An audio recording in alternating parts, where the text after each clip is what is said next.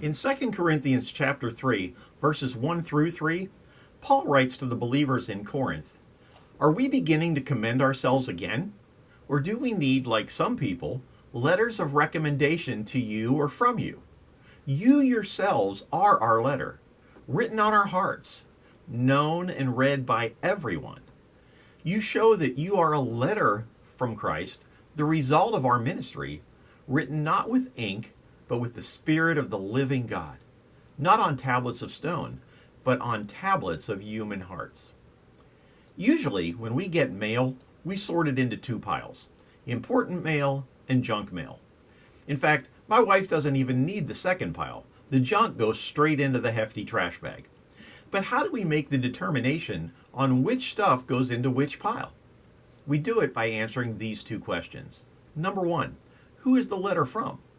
The source determines our interest level. And you are a letter to the world from Christ and about Christ. We see that in 2 Corinthians 4:5, which says, "For what we preach is not ourselves, but Jesus Christ as Lord, and ourselves as your servants for Jesus' sake." Religious folks often promote their denomination, but we are called to promote Christ and Him alone. Are people really interested? Yes. Jesus promised in John 12:32, "And I, when I am lifted up from the earth, will draw all people to myself." Nothing is more needed today than a living portrait of Jesus reflected in the lives of His redeemed people. So deliver your love letter to whoever crosses your path. Secondly, who is the letter addressed to? The Bible answers that question in John 3:16. "For God so loved the world that He gave His one and only Son, that whoever believes in Him shall not perish, but have eternal life." It is addressed to the world, everyone. Dr. David Yonggi Cho built the world's largest church in Seoul, South Korea, from a group of 5 to 830,000 people. That's bigger than most towns and cities. Now, raised initially as a Buddhist, a visit from a Christian girl led Cho to convert to Christianity at the age of 17. It was the only meeting he ever had with that young lady. What if she had decided to remain silent? Your life is a letter from Christ with the potential to change someone else's life. So make sure that you deliver it.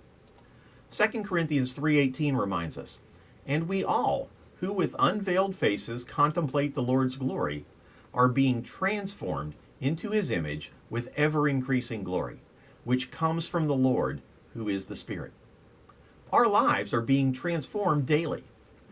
Now, you've probably heard the old saying about doctors and their prescriptions: they can read writing, but they can't write reading. A letter must be easily read and understood. Incomprehensible writing distorts the message and discourages the reader. The purpose of a letter is to convey the writer's thoughts. And when it doesn't do that clearly, the writer stops reading, or the reader stops reading, or fails to get the message. And since, as we read in 2 Corinthians 3:3, you are a letter from Christ, we want to make sure that as we are transformed daily to be more like Jesus, the message of our letter, our life, becomes clearer as we go. So to help our message stay clear, here are some common distortions we need to avoid. Number one, dishonesty on the job. That includes things like inflating your expenses, stealing company time, and taking home items you think won't be missed. Secondly, a bad attitude. For example, resentment when a friend, a fellow worker, or a boss asks you at an inconvenient time to help them and to go the extra mile. Number three, substandard work reflected in shoddy products and services. Number four, unreliability and inconsistency. Can you be counted on to be where you're supposed to be and to fulfill your obligations? Number five, being a killjoy. Christians who lack a sense of humor and act like they are joy impaired hurt the cause of Christ instead of helping it. Number six, touchiness. How do people read you? Do you wear your feelings on your sleeve? Are you easily upset? Do you overreact to unintended offenses? Number seven, temper tantrums. Are you crabby, grumpy, and complaining when things don't go your way? And number 8, self-righteousness.